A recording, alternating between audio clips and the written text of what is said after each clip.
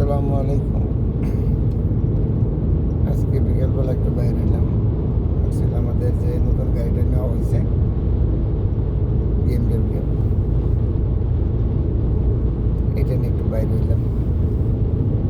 দেখি পাশের একটা সিটিতে যাবো। এখান থেকে প্রায় 100 কত কিলোমিটার দূর, 128 থেকে 130 কিলোমিটার। সব ঘুরে আসি। আর গাড়িটাও লং ড্রাইভ একটু কভার মানে করি আর কি, ট্রাই করি। মানে এটা নিয়ে এত দূরে যাওয়া হয় না কখনো। সবসময় আমি রাফ নিয়ে যাই,